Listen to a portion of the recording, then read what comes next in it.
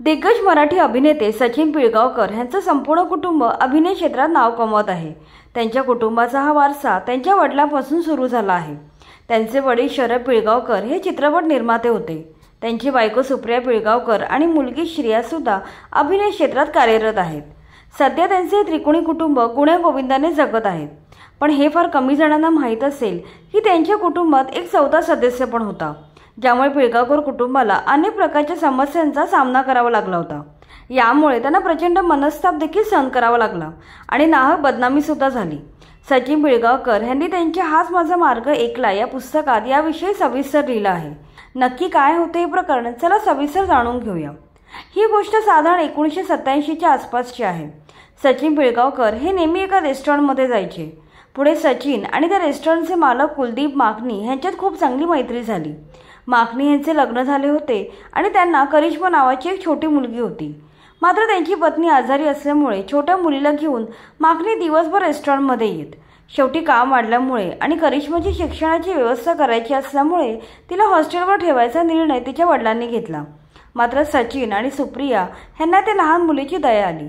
त्या दोघांनी तिला स्वतःच्या घरी आणण्याचा निर्णय घेतला। त्यानंतर ती मुलगी सचिन यांच्याकडे राहायला लागली। ते तिला प्रेमाने किट्टू म्हणायचे आणि ती छोटी मुलगी सचिन सुप्रिया यांना आई बाबा अशी हाक मारायची। सुप्रिया यांनी मनापासून किट्टूचा सांभाळ केला। त्यावेळी ती साधारण 3-4 वर्षांची होती। या काळात सचिन आणि किट्टूच्या वडिलांनी एकत्र येऊन किट्टू फिल्म्स ही चित्रपट कंपनी देखील स्थापन केली होती। या काळात किट्टू म्हणजेच करिश्मा काही चित्रपटात बालकलाकार म्हणूनही झळकली होती। सचिन यांच्या आत्मविश्वास या सिनेमात तिने साकारलेली भूमिका खूप गाजली होती। पण नंतर सचिन आणि माकनी यांच्या मैत्रीत दरार निर्माण झाली। त्यांच्यात काही गैरसमज झाले आणि त्यांची ही कंपनी बंद पडली। कालांतराने करिश्माचे वडील तिला घेऊन लंडनला निघून गेले। या काळात सचिन आणि सुप्रिया यांना श्रिया नावाची मुलगी झाली। इथपर्यंत सारे काही ठीक होते। नंतर अनेक वर्षांनी 2005 साली सचिन पिळगावकर यांनी मुलाखत दिली आणि एक नवा वाद उफाळून आला। 2005 साली नजबलिये या नृत्याच्या कार्यक्रमात सचिन आणि सुप्रिया यांनी भाग घेतला होता। या काळात एका वृत्तपत्राला दिलेल्या मुलाखतीत त्यांना त्यांच्या दत्तक मुलीबद्दल विचारण्यात आले। तेव्हा त्यांनी केलेल्या सनसनाटी खुलाशामुळे हे प्रकरण तेव्हा गाजलं होतं। ते म्हणाले होते, काही वर्षापूर्वी किट्टू नावाच्या मुलीला आम्ही दत्तक घेतलं होतं। किट्टूला आम्ही आमच्या लहान मुलीप्रमाणे वाढवले होते। नंतर तिच्या वडिलांनी तिला किडनॅप करून लंडनला नेले। तो काळ आमच्यासाठी खूप कठीण होता। त्यानंतर आम्ही तिचा कसून शोध घेतला होता। तेव्हा आम्हाला गोष्ट समजली। सचिन पिळगावकर यांच्या या खुलाशानंतर सर्वांना आश्चर्याचा धक्का बसला होता। यानंतर करिश्मा स्वतः भारतात आली। यावेळी पत्रकार परिषद घेऊन तिने सचिन यांच्या या बोलण्याचे खंडन केलं होतं। ती म्हणाली होती, सचिन यांनी मला कधीच दत्तक घेतलं नव्हतं। आमच्या कुटुंबात सलोख्याचे संबंध होते म्हणून मी काही काळ त्यांच्याकडे राहिले। नंतर श्रियाचा जन्म झाल्यावर त्यांनी मला तू आता आपल्या घरी जा असे सांगितले। तसेच त्यांनी स्वतः माझ्या वडिलांना मला लंडनला घेऊन जा असे सांगितले होते। त्यानंतर माझे वडील मला घेऊन लंडनला गेले। सचिन पप्पांनी माझ्या वडिलांवर किडनॅपिंगचे वगैरे आरोप लावले ते खोटे आहेत असे तिने सांगितले। पुढे ती असेही म्हणाली की मध्यंतरी मी 6 महिने सचिन पप्पांकडे राहिली होती। यावेळी घरातले वातावरण पहिल्यासारखे नव्हते।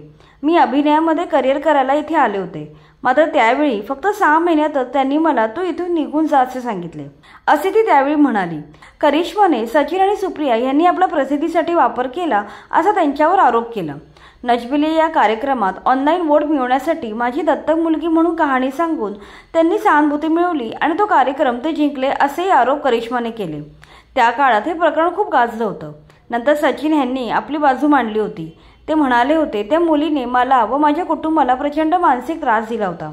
तसेच तिचे वडील सुद्धा आपले बरेच पैसे अडकवून पळून गेले। एका सहीसाठी तिच्या आईने आपली फसवणूक केली होती। तरीही मी सर्व माफ केलं। या सर्व प्रकरणात मी बऱ्याच कायदेशीर लढाया सुद्धा लढल्या आहेत। शिवाय माझे नावही त्यामुळे खराब झालं।